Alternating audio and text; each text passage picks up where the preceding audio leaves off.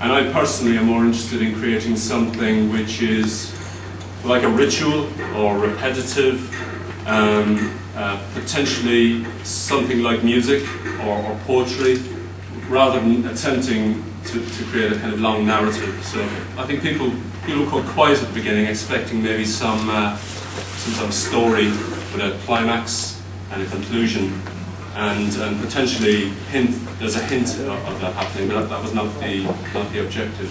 There are literal interpretations of the idea of control and interpolation by media, by cameras, and to interpret something so literally, to me, is funny, and this whole world in here is quite stupid. Why would you create a 3D world? Why would you do that? You know, there are other ways of presenting information, and this isn't necessarily better. You know, the whole idea of Renaissance perspective and the lens, I think maybe there's some need to justify it. So there's a kind of big level of stupidity there. I mean, there's more to it than that. I think there's a tragic kind of side to comedy, and a tragic side to people being overly interested in all this. So is there some rationale to having a lens-based way of dealing with information? Actually, there probably is. So we've got eyes which are lenses. That's evolved, unless you believe in sort of intelligent design. That's something that natural selection has given us. The cameras mimic that. The Renaissance artists invented techniques, and we're stuck with this kind of method. And maybe it's actually quite good.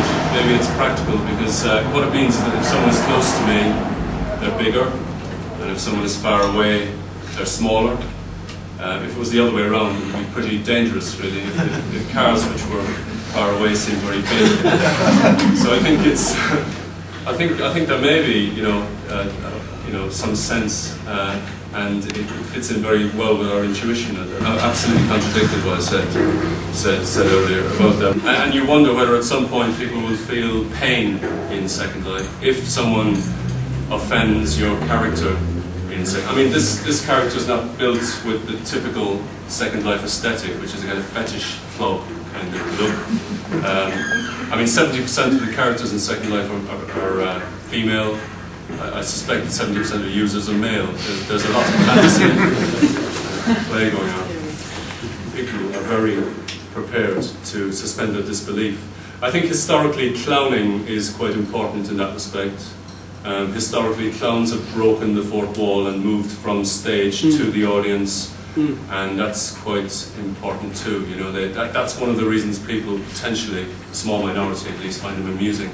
Potentially, devices which encourage physical interactivity give you less freedom. You know, they give you a certain number of choices, and is choice the same thing as freedom? Someone's got an eating disorder. Is it good to weigh yourself? Is it good to look in the mirror all the time?